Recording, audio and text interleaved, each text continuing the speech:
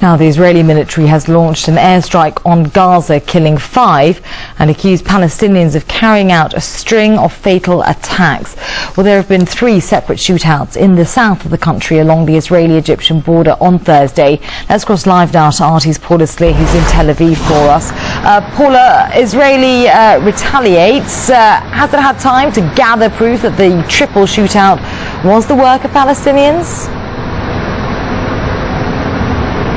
Well, the Israeli military is confirming 1 airstrike over the southern part of Gaza, and the latest figures we have are that 6 Palestinians have been killed. At the same time, there are Israeli drones flying over the city of Rafah, which is on the Egyptian-Gaza border. Now, none of this comes as a surprise. Earlier, the IDF, the Israeli Defense Forces, issued a statement in which it said it would bring to book all of those responsible. It would pursue them at all costs.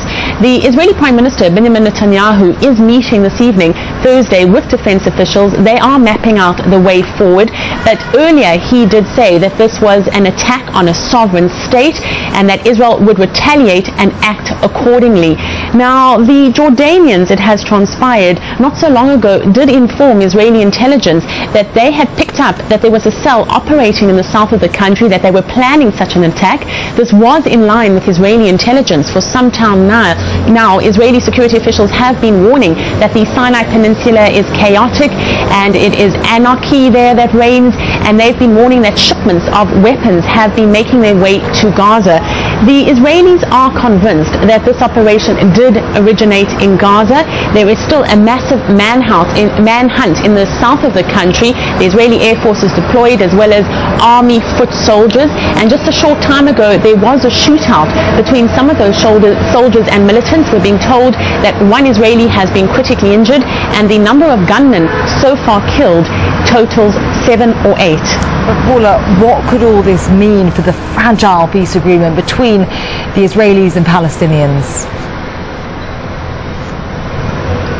Well, the Gazans deny having any involvement. Hamas has in fact issued a statement saying that not only is it not involved, but it has warned Israel not to attack it. Having said that, though, the Hamas interior minister has given a directive for his security headquarters to be evacuated for fear that the Israelis will retaliate and strike it as one of their targets. To quote Hamas, in one of their statements, they said that Israel was trying to export the crisis and transfer it to Gaza. Now, the Kerem Shalom border crossing, which is the border crossing between Israel and Gaza that allows for goods to be transported, has been closed down. There is no love lost between Israel and Gaza. Israel and Hamas, ever since Hamas came to power in Gaza back in 2006, all relations between Israel and Gaza have been cut short.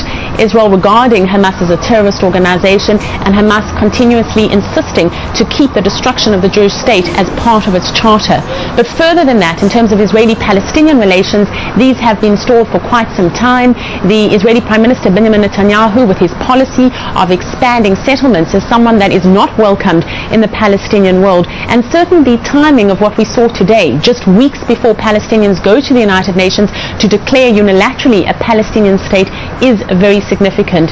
And just as a last word, for the past few weeks there have been tens of thousands of Israelis demonstrating here on the streets of Israel for social justice. They were planning demonstrations this Saturday. We've now been told that those demonstrations have been cancelled because of the developments along the Israeli-Gaza-Egyptian front. Okay, Paula, thanks for the update. Paula Slier there giving us the latest from Israel. Many thanks.